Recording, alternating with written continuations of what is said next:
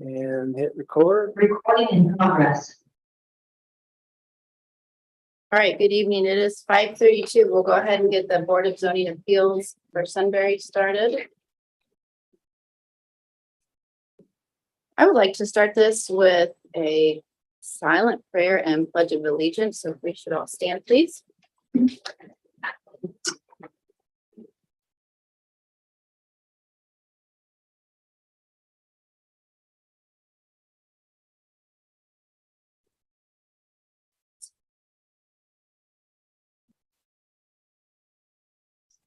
Thank you. I pledge allegiance to the flag of the United States of America and to the republic for which it stands, one nation, under God, indivisible, with liberty and justice for all.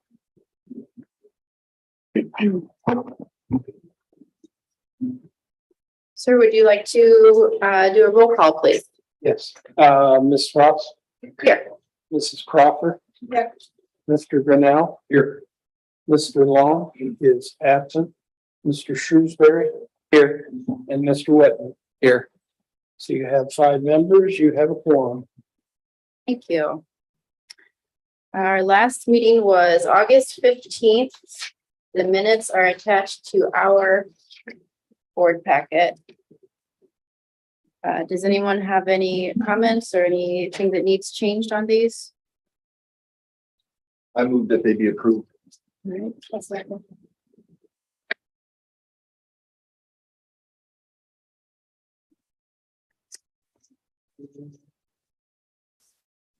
Ms. Crawford. Mr. Shrewsbury. Yes. Mr. Grinnell. Yes. Mr. Whitman. Yes. And Mrs. Ross. Yes, And approve them. perfect. So we have a variance on the board tonight for a request at 720 Kittner Parkway. And normally I would call any witnesses to the stand to take an oath, but there are no witnesses in the room. So, Probably like on the record that the applicant's not here either. applicant. Are we legally allowed to move forward with discussion without the applicant here? Yes, there's nothing in the code that requires the applicant to be here, so you can certainly move forward tonight on the record with the application. Consider the application no different than you would if they were here. Okay. All right, so up for discussion, the applicant has requested 3 items in their variance. The reduction of the landscape buffer from 15 feet to 5 feet to the rear of the building. Relief from the natural materials architectural requirement and elimination of the curbing requirement for paved drive aisles and the rear paved area. I would like for us to discuss this because I had a lot of questions when I read through this and visited the site. I'll start out with my questions. So, If you would, let me go ahead and introduce the exhibits so we know what we're talking about. So ordinarily I do this with the consent of the applicant, but since there's no applicant here, we'll just go forward anyways. So I have marked as Exhibit A, a 1, 2, 3, 4, 5, 6, 7-page document, which includes the variance application, both the original and the revised that were submitted on September 2nd, 2022. The narrative explanation that the applicant submitted along with the application, the general warranty deed for the subject property, which contains the legal description, 3 pages, which are the Sunbury Industrial Park Kittner Parkway extension plans. So that is all Exhibit A. I also have marked as Exhibit B, a 1, 2, 3, 4, 5, 6, 7, 8, 9, 10-page document, which includes the public notice on the variance, the property owners to whom notice was served, and I will let the record reflect that the applicant was served notice of the hearing tonight. Proof of notice is included in Exhibit B to the property owners, and the website notice through the City of Sudbury website, the public notice that was given there, that's all contained in Exhibit B. And then Exhibit C is the staff report, which is a 5-page document prepared by Mr. Piles. Thank you, Mr. Whitney. In our packet, we have sections of the zoning code, and so I'd like to look at the first section, the industrial district development standards and landscaping. It says when they're adjacent to a residential, commercial, or office district. This property abuts the school property. So is the school within one of those? It's not residential. Is it considered a commercial or office district? We know. Well, yeah, what is?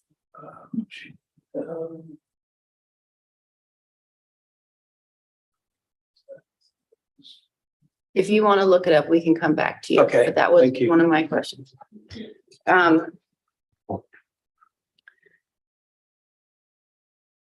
So this is requiring them to have a continuous 6-foot-high planting, hedge, fence, wall, or earth mount.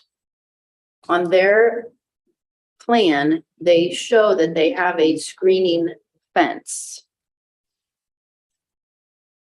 I want to understand, is that sufficient for this? I know that it doesn't meet the 15 feet buffer, but is that fence that they have within their 5 feet, that would still be allowed? Yes. Okay. And they were saying that they didn't want to put a 15-foot buffer in because currently their lot does not have the space for it as was approved in their original design. So the rear of their lot, they need that extra space for tractor trailer maneuvering. So I guess my question is, if they were already approved that space in the back and all they're doing is coming in and paving it, do they need a variance? Because they're not changing the lot. So it's a good question. That was reviewed by myself and the city law director. And because of the construction that was contemplated in that request, they did not go forward with it. We thought the best practice was to bring them back in and have them apply for a variance that is consistent with the new application and the new construction that's going to happen. So yes. So to be clear in my mind, the issue is whether they can have 5 foot or if they require the 15 from the back of the lot. That's what I read as the first issue. Yes. And I'm questioning it because, as they stated, it is an existing condition. They were already approved For the 5 foot, for the, yes, correct. Right. So now that they're just coming in to pave it, they have to request a variance. okay, I don't know if that's true or not. I'm not disagreeing with you. I just don't know if they were previously approved to from 15 to 5. Is that, do you know, Vic? That's accurate, right? Yes. Okay, so they already approved from 15 to 5, right? Mhm. So why is it even an issue?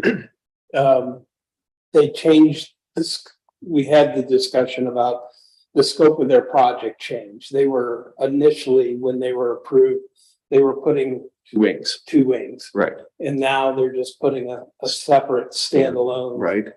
building. And as we discussed it, we thought it's pretty much a new project. They're going through the planning commission again to get approval for the new building. And we wanted to make sure, Okay, you know, belt and suspenders type thing, that we had it all tied up, so. so the 15 to 5 foot element was already a done deal, so to speak. What changed the game was they went from the wings to a standalone building, but still keeping the 15 to 5 foot request, right? Correct. I got you. Okay, I got it. Got it. The zoning is A1, it's agricultural district. It did, in an agricultural district, you could have a school, so we kept that same zoning over that property to their north. The school property is A1, so strict interpretation, they may not need that approval, but it you know, it feels more like a commercial and office building than it does an agricultural district now. So.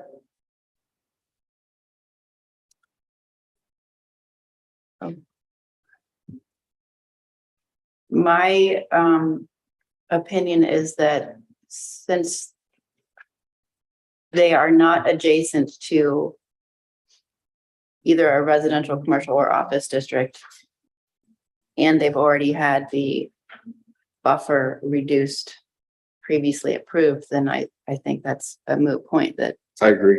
I don't think that we even, I but we agree. would, we should just vote on that one alone, that's approved, in my opinion, but I'm gonna Want a motion? do these each separately. I think we need a motion, don't we? Well, if you're gonna go through right now and do each one individually, then you would, yes. If- All right, if you- I'd like to make a motion that the request to go from the 15-foot landscape buffer to a 5-foot buffer be approved for the applicant's location. Second. Or second. Ben, Mr. Whitman has seconded.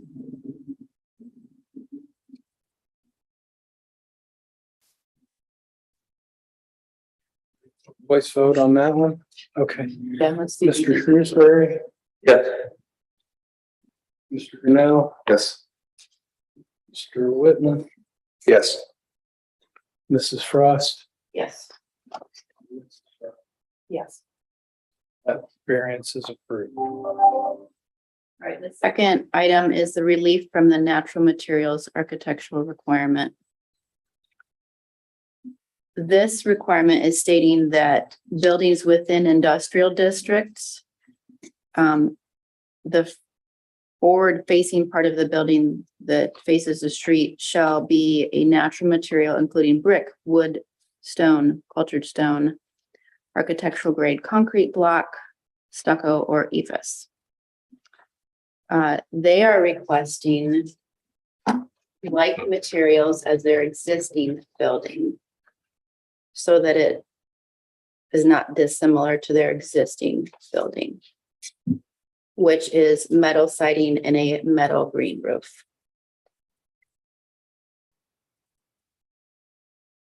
Any discussion on this? I mean, to me, it makes sense to have a continuity. If they had the approval for the prior building, if they're going to put up another building, same campus. It makes sense to me that they match. I think it would look kind of goofy if it didn't. To add to that, I think this one was already previously approved as well. On the, when they were gonna do the initial. extension, correct? That's correct. It would have been nice to see some mock-ups of, I agree, it may as well match what's already existing, but I would have liked to have seen what the design is, just. I don't. Oh, yeah, see 'cause that there in isn't here, just any- their existing one, right? Yeah, I was hoping maybe tonight, but, okay. did the board see that prior, or did zoning see that when you approved it previously? They did have full elevations in their original application. This application, they don't have full elevations yet. But it matched at that time? It does, Okay, and they verbally committed to match. okay. Maybe we'll talk architecture with them too, and I think. Would like to make a motion to approve their variance and let them use the existing materials to match their existing building. Ms. Crawford, second.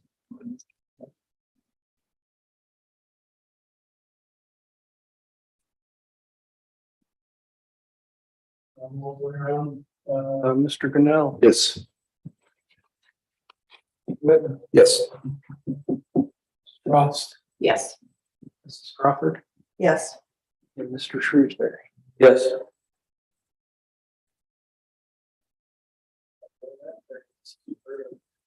All right, and then the third item is the elimination of the curbing requirement for paved drive aisles and the rear paved area. Was that two previously approved? That was not, previously they had asked to have the rear area unpaved in gravel. And that was the one item that, the Planning and Zoning Commission tabled because they were still trying to work out if that was appropriate. So they have come back with a commitment to pave the rear area, but they are asking for the curbing not be included in that. Some of it on the basis of other locations in the area that are uncurbed and some of it on the basis of costs. So, I think I noted that was the third item that was added in the revised application. yes. Okay. So they want to eliminate it for the drive aisle and then the rear portion. That's correct. So I went and looked at the property yesterday and they currently have curbing along the sidewalk in front of their building and around the side.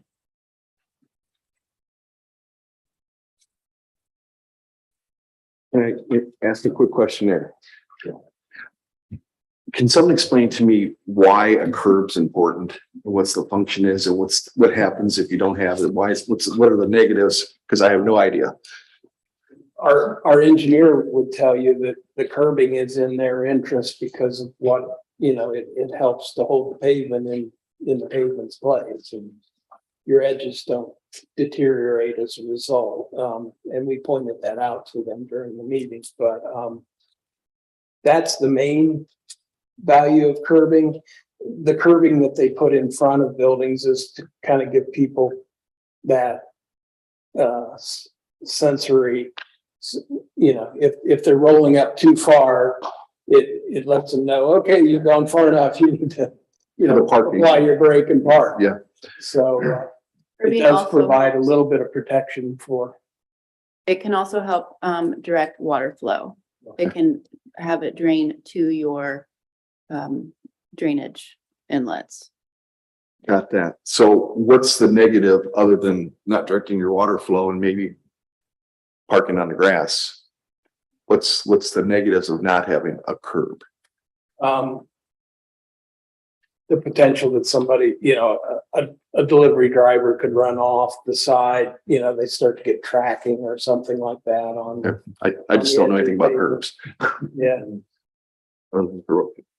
So in my experience, in this space, they want to use it to have tractor trailer deliveries.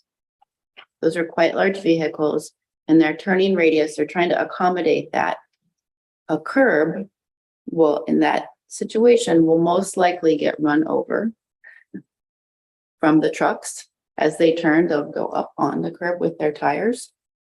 Not saying that all drivers aren't cautious, but I have seen this quite often. My other concern is I didn't see any drainage improvements on their plan. So if they were to put curbing, especially on the back, that's currently how the water flows off of their property onto the grass behind them to the north. So if we put curbing, that now stops the water from flowing and they don't have any drainage improvements that I can see in this limited site plan. Unless you have other knowledge. Their full plan, I believe, oh boy, has a yard drain to the east. In the back of the building, it does sheet drain to the back, and there's a swale that runs kind of behind all of those buildings, so. Yeah. That's, So the only way to prevent that, water, like, the water will not be able to escape. It'll just sit on their lot. So the only way to prevent that is to allow them to like cut the curbing up into blocks, and then the water can find the little holes to get through it. Or we can say no curbing along the back, maybe along the drive aisles, but no curbing along the back. If we want to delve into that detail. I don't know how much water may build up in the area from a heavy rain, but they're already in the drainage easement. And if they pave this entire area, it's going to push the water somewhere, like we've been talking in back of the property. So I think curbing is required and drainage is required. But again, how much, it's hard to say how much water we're really talking about. Well, the water won't go anywhere though. Right. But controlling this drainage is going to create another problem in the neighboring property. So, Well, you're taking all this water, which would have previously just soaked into the ground. Okay. Versus now it's going to run off on the cement to some point and then go to that neighbor's property or Sure. wherever it's directed. gotcha. So are we creating a problem somewhere by doing this? I don't know the full plan. Do we know why they want to get rid of the curb? Is it a cost issue or do we know the reason? in their application, they state consistency with existing developments in the industrial park and prohibit the cross lot drainage that occurs today from lot to the east, potentially to be a hazard to daily traffic through the lot. So I guess they're saying their curbing could interrupt what's a functioning drainage system right Yeah. now. Because you're essentially trapping the water on the site. Does this Sunbury's engineers have a view on this?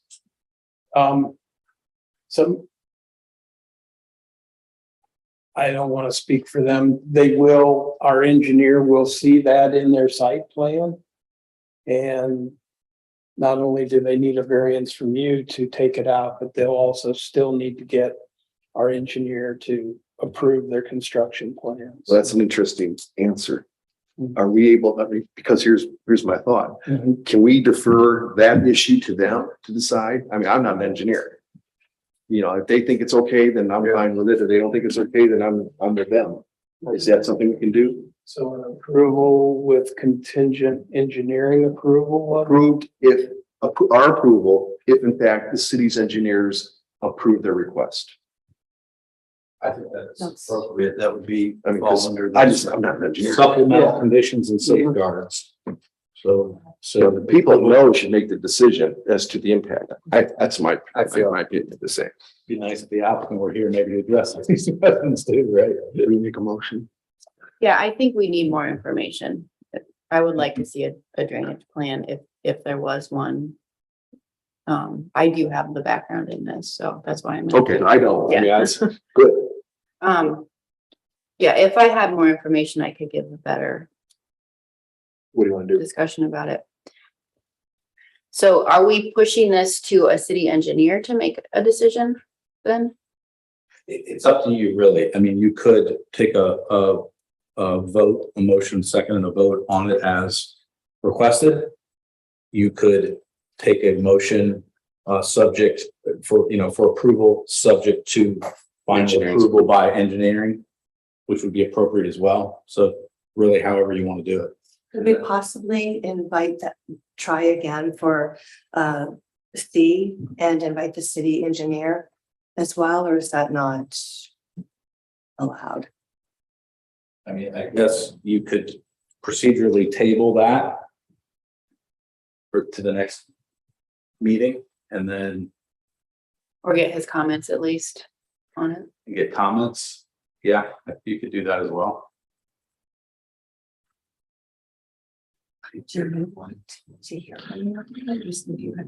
Although, you know what, now that I'm saying that, because the applicant's not here, you're required to act on this within 15 days. So tabling it without their agreement might be an issue. So I think probably you're gonna want to act on it. If the engineers approve it or think it's fine, I mean, To not Are- have a curb. or- yeah, are we okay with that? I mean, I guess that's the question, because if so, wouldn't it make sense to just approve it with their contingent upon their approval? If we're okay with it. My opinion is that it should not have a curb, because then Right. the water will be trapped and will So not have a place to If we go. all feel that way, then we can essentially approve it contingent on an engineer reviewing it and confirming that, right? I think that's appropriate, yeah. Makes sense to me. Okay. Are you guys okay with that? Or do you want to have more review? I think more review is necessary with, the engineer, sure, but I mean, my point of view, you know, like I said, we don't really know what's happening with the water. We don't know the plan. As far as the curb itself goes, it's more of an investment for him to protect what he's putting into paving the area. Like it was, mentioned that you know, you're blocking the water from getting to the edge of the pavement and deteriorating that, so. I'm okay moving forward. I mean, yeah, I just think we need the final say from the engineer ultimately. So if the engineer comes back and says that, no, that's not a good idea, then it comes back to us. Well, if the engineer says it's subject to final approval by the engineer, so if the engineer doesn't approve, then it would have to come back to you via a new application. Right, Yeah. right. Yeah. Because you could say, if we decided to do that, you know, subject to the engineer's approval, the absence of which we give no approval. That's it. Yes. And I think that, you know, you know more, I know nothing about this stuff. I would think the engineers would cover all the issues you're worried about. Yes, they should. Can we make a motion? Would you like to make one? I motion that the request for the curbing modification, that is elimination of the curbing request at the premises, be deferred to Sunbury's engineers for their review, approval and disapproval. If in fact the engineers disapprove the curbing request, then this council, this Board of Zoning Appeals, does not give the approval to the same. And if they do approve, And if they do approve the curbing request, then our approval would be consistent with that approval. I'll second it. Was there a second? Yeah, I did. Okay, I'm sorry. That was very clever. Good way to deal with it. Way to go ahead. Going all the way around. Mr. Whitman, Yes. Mrs. Frost, Yes. Mrs. Crawford, Yes. Mr. Shrewsbury, Yes. Mr. Grinnell. Yes. So that is a contingent approval on the engineers, also approval of the construction drawings. Right. And will you be able to follow up with us through email, or is that part of the next board meeting that we'll be able to talk about that? I can follow up with you through email. Next Monday, they should be meeting with the Planning and Zoning Commission. It may go through one reading and they all work it out, but it may take 2 meetings for us to know if, you know, this plan will be approved or not, but. Okay. But yeah, I can. I make a motion to end the public portion of this hearing. Second.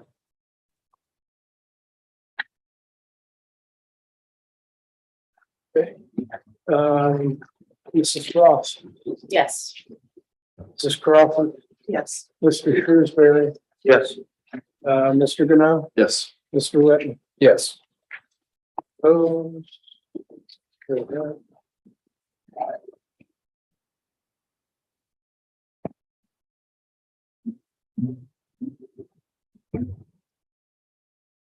Right now, I know of no new business for you, for October 17th, but there's always that possibility. Right. So that was the public portion. Do we also need to end the meeting? Okay. I make a motion to end the meeting. Second.